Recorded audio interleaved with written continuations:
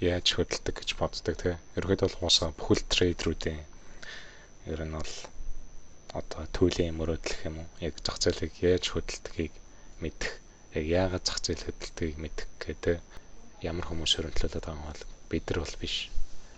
Энэ одоо зах зээлийг хөдөлгөгч жинхэнэ маркет мейкерүүд гэж.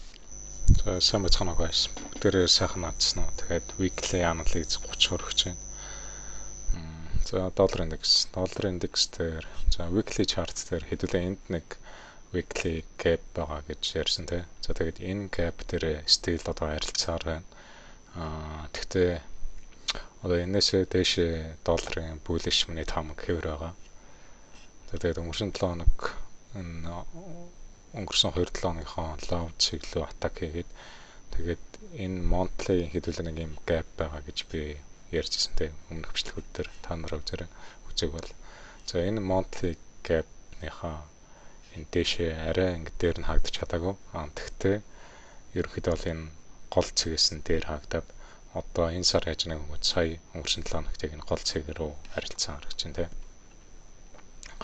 За тэгээд эндээсээ дээшээ ер нь бол дээшээ хөдөлгөөнөд үргэлжлээд явах байх гэж би долларын хамаг бол bullish хамаг хэвээр байгаа. За daily chart харъя. За daily chart дээр бол заах нэг доошоо ингээд нэг тийм market structure shift хийгээд яваад байгаа юм шиг харагдаж байгаа боловч яг энэ бол зүгээр би accumulation хөдөлгөөн явуулж байгаа гэж харж байгаа. За тэгээ энэ accumulation хөдөлгөөн сая эндээсээ distribution хөдөлгөөн дээр орж ирнэ гэж бодож байгаа.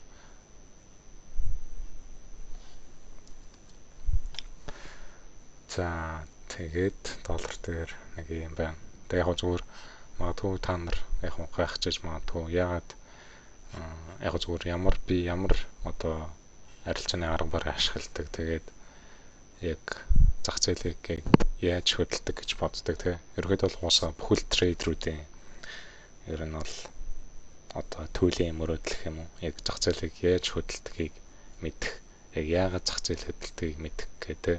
Яг зөвхөн маш олон трейдерүүд энэ төр өөрсдийн онлыг төвшүүлээд одоо маш олон одоо юуны онл хийж байдаг тий. Тэгээд ELATV-ийн онл хийж байдаг тэгснэ спорт resistance-ийн онл хийж байдаг тий. Маш олон ерөөсөн онлууд байдаг. Өсөө энэ бүх онлууд зүгээр л зах зээлийг яг ямар зарчмын дагуу хөдөлт юм бэ? Яг яагаад дээш ядчих ингэж хөдөлт юм бэ гэдгийг л бид нар одоо мэдхийг хүсэж байгаа шүү дээ. За тэгэхээр яг нь миний ашигладаг арилжааны яг нь анализ хийдэг арга барил бол smart money concept гэж байдаг. Та нар бүгд мэдж байгаа. Одоо inner circle trader гэдэг яг мэдгүй хүмүүс нь байгаа. За тэгээд яг зүгээр зах зээлийг юун дээр толгуурлж хөдөлдөг вэ гэнгүүт яг миний бодлоор тэг миний итгэдэг одоо онл бол яг зах зээл бол алгоритм дээр толгуурлж хөдөлдөг. За энэ юу гэсэн үг вэ?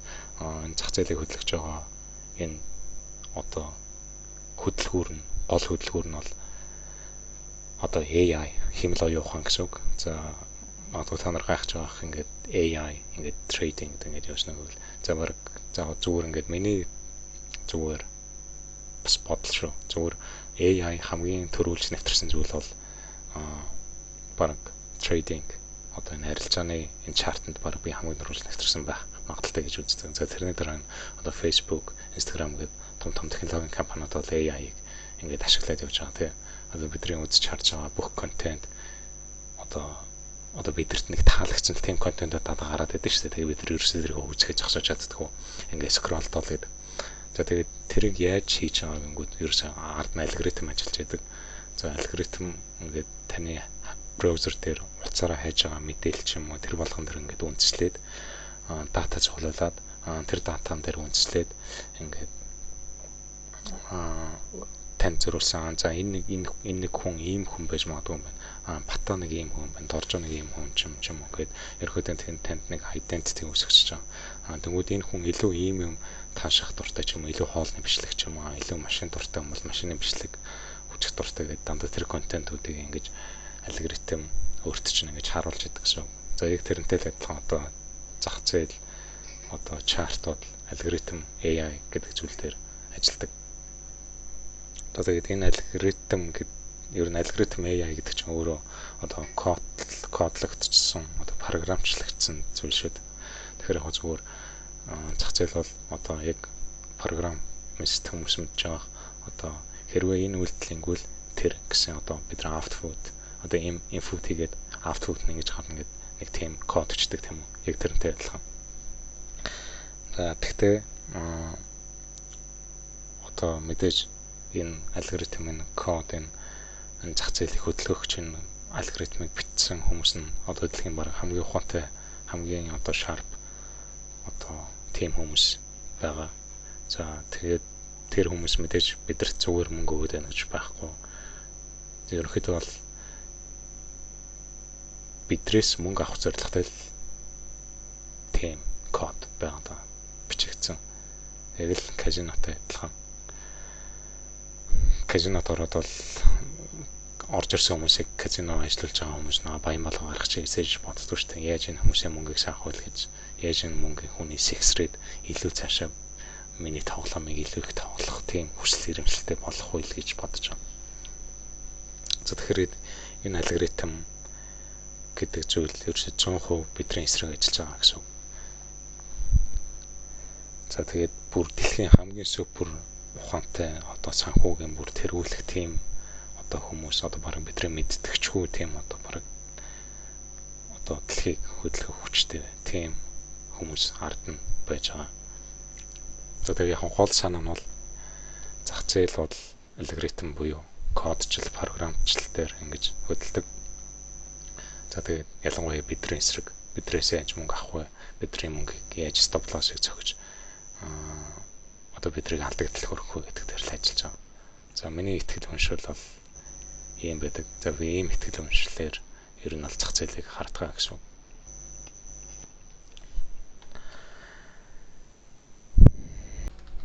За тэгээд хичнээн бидний эсрэг одоо програмчлагдсан ийм машин боловч яг ингээд 100% ингээд бүх юм нууцлагдмалтай байна гэж болж чадахгүй. Яг тэгвэл дандаа ямар нэгэн зүйл уул мөрөө үлдээдэг.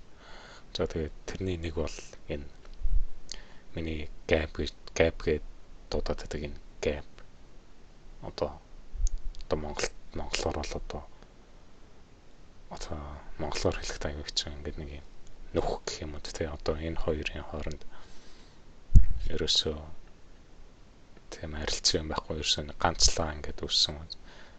Ингээл ганцлаа ингээл энэ зурагдсан маа дээшээ лонг хөдөлгөөнд орж ирсэн. Энийг л gap гэдэг. За яг энэ талаар цаашаа дэлгэрүүлээд хэрвээ та нар үнэхээр сонирхох юм бол коммент хэсэгт бичээрэй. Би тэгээд дэлгэрүүлээд энийг цаашаа өөр бичлэг болгоод оруулъя. За доллар нэг иймэрхүү долларын бүлэг шийдлэгэн дэше хөргөжлөх байх. За энэ зэгчнээ ингээд консолидейшн адилхан яваад энд нэг gap дээр ингэж арилжаад байгаа ч гэсэн. За daily chart дээр ингэж харагдаж байгаа. За 101 327 101 595 тэгээд 101 800 гээд цэгүүдийг дэшээ таргет хийж байгаа.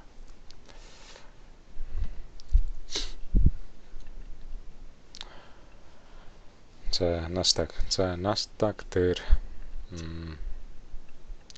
өнгөрсөн 7 хоног bullish биш bearish байсан. За тэгээд энд нэг хэдүүлээ бас нэг спортолсон gap байгаа. Тэгээд энэ gap-ыг дахиж ярилцсан. Тэгээд энэ gap дотроо хаагдсан ба.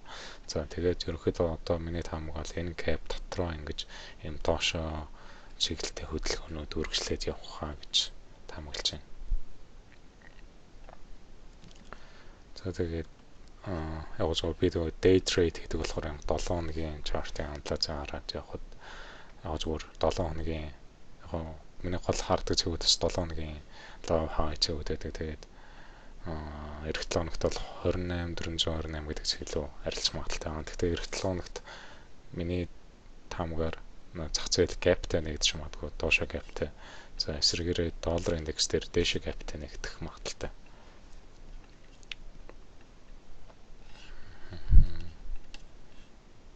За Nasdaq daily chart дээр ингэж харагдаж байгаа. За daily chart дээр энд нэг gap байсан те. За энэ gap-ыг би шараар тэмдэглээд одоо inversion буюу энэ gap-ыг энэ уулын дээшээ price-ийг support хийж авах хэрэгтэй gap. Тэгтээ эсрэгээрээ одоо энэ resist хийгээд хийж байгаа тий. За тийм болохоор энэ ингэ шааралцсан нэглээд inversion gap гэдэг ингэ тэмдэглэсэн ба. За энэ gap руугаа за би weekly chart дээр ингэж харагдаж байна. Дээшээ all time high хийх магадaltaй weekly дээшээ пүлэж хаагдсан гэж өнгөрсөн бичлэгэн дээр ярьсан боловч за daily chart дээр хэдүүлээ энэ gap-ныхан доор арилж чадана. За энэ gap-насаа доошоо ингээд арилжих магадaltaй гэж ярьжсэн тийм үү.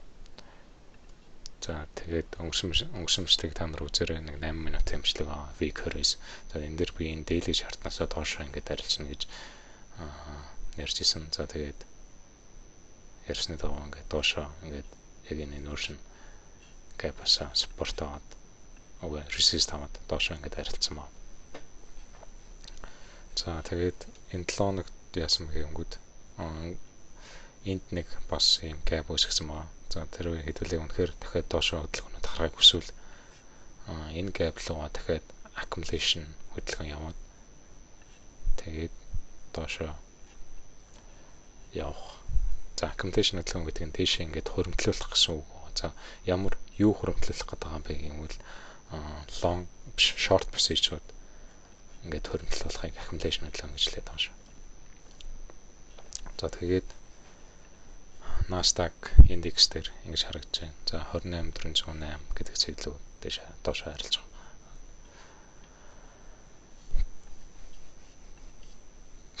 За M&S&P ерөөдөө адилхан.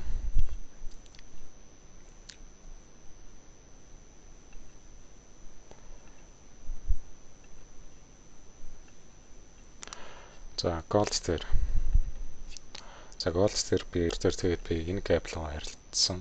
Тэгээ одоо энэ gap-наас доошоо хөдөлгөөнөд орж ирнэ гэдэг өнгөрсөн 7 хоногт ярьжсэн. Та нар өжөг өмс нь үзээрэй. Тэгээд 4032 тэгээд 3955 гэдэг цэглэлээр. За 3955 руу нэлээд ойрхон харилцаад арай энэ цэглэлөөр харилцаж чадаагүй ядсан. Дээдлийн цэгийг авсан. За тэгээд эх 7 хоногт энэ цэгээ доошоо ингээд арилжих байх 3955 гэдэг цэгээс илүү доошоо арилжих байх. За daily chart дээр нэг юмрх харагдаж байна. За euro USD. За euro USD дээр хэдүүлээ энд нэг одоо bearish gap байна гэж ярьжсэн те энэ улаан. За энэ weekly chart юм. За энэ gap руугаа харгаан арилж амжааг байна гэж ярьжсэн тийм үү. За энэ gap руугаа зүүдтаад тэгээд доош явах гэж ярьжсэн. За тэгээд зүү бол ингээд ийшээ татсан байгаа. Өнгөрсөн 7 хоногт ингээд арилцсан зүүдтаад.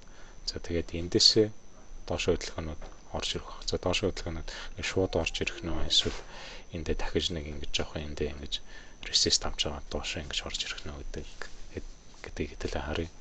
Тэгээд доллар бол усаа бүлш аваа тэгээд эсрэгээрээ euro USD bearish байгаа тийм. За одоо л евро дээр уналтын хөдөлгөөнөд орж ирэх хэвээр. Яг тэгвэл бид нар энэ gap руу харилцсан. За энд бол accumulation буюу одоо short position-ийн хөрөмтлөл явагдсан гэсэн. За тэгээд би хэлжсэнтэй яг зүгээр бичлэгийн ихэнд хэлсэн. Тэгээд ямар хүмүүс хөрөмтлүүлээд байгаа бол бид нар бол биш. Энэ одоо зах зээлийн хөдөлгөөгч жинхэнэ market maker гэдэг хүмүүс энд бол short position-тай хөрөмтлүүлж байгаа. За тэгээд доошоо ингээд яв.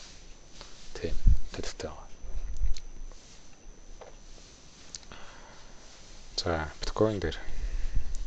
За биткойн дээр би 65400 65548 тэгээд 67245 руу дээшээ энэ хоёр цэглүү богино хугацаанд дээшээ гэж харилцах гэж ярьсан. За өнгөрсөн 7 хоногт за энэ 60 хай цэг 65517 за энэний хай цэг 65548 за хараахан арилж амжааг байна. Тэгтээ ер нь нэлээд ойрхон ирсэн. За эх 7 хоногт энэ хай цэг авч магадгүй. За биткойн дээр ер нь бол ингэж ярьжсэн. Тэгээ нэлээд төхөж харилцсан байна.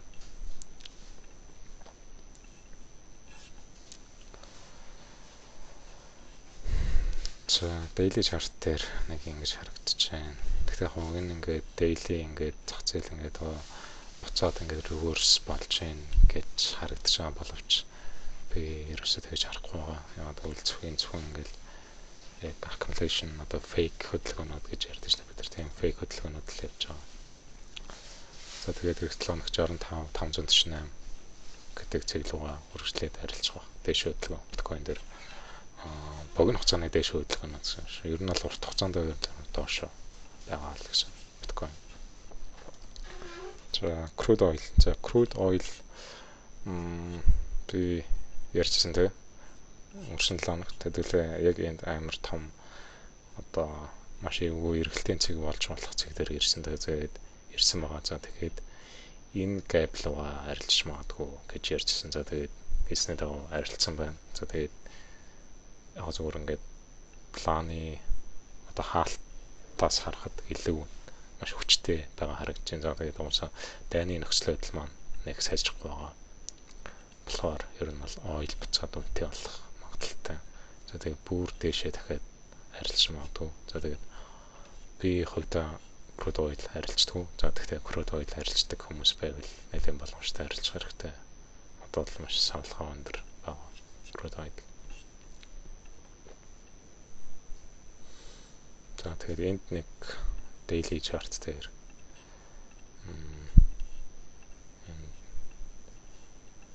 bullish ийм gap үүссэн байна. За энэ gap руугаа ингэж арилжаад тэгээ буцаад дээш явж магадгүй.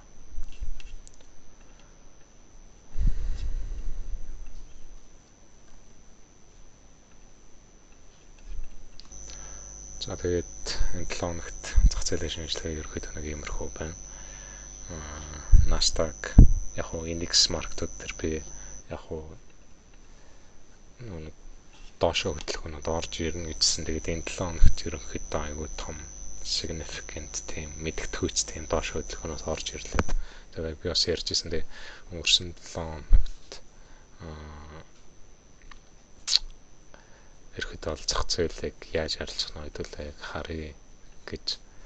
Тэгээд ерөнхийдөө бол илүү тийм confirmation тийм баталгаатай болох тийм том хөдөлгөөнөд ерөнхийдөө орж ирсэн. За тэгээд энэ 7 хоногийн таамаг нэг иймэрхүү байна guys. Тэгээд ерөнхийдөө урт хугацааны таамаг нэг өөрчлөгдөөгүй. Доллар bullish хэвээр Nasdaq индекс маркетууд болохоор доошо харагдаж байна. За тэгээд алт үргэлжлээд доошо унах баг. Тэгээд евро USD доошо bearish. Биткойн дээр төр зүрийн дээшээ хөдөлгөөнөд орж ирэх магадaltaй. Тэгээд crude oil дээр дээшээ ер нь харагдаж байна. За тэгээд яг би зүгээр кофе арилждаг үлдээ. Тэгэхээр яг кофе бол нэлээд хүмүүс сонирхол татсан хөдөлгөөнөд хийгээд байгаа. Ер нь кофе дээр би маш урт хугацаанд дахиад all time high хийх магадaltaй харагдаад байгаа. Энэ жилдээ арай чадахгүй байх. Яг магадгүй. Гэхдээ ерөөхдөө бол кофе бол нэлээд bullish харагдаад байгаа. За тэгээд commodity ийм түүхийд харилцдаг хүмүүс байвал яг кофеос харуулжтай зах зээл харагдаад байгаа. Тэгээд энэ 7 хоногийн шинжилгээ юм байна guys. Хэрэгтлээ нотолзээ. Bye.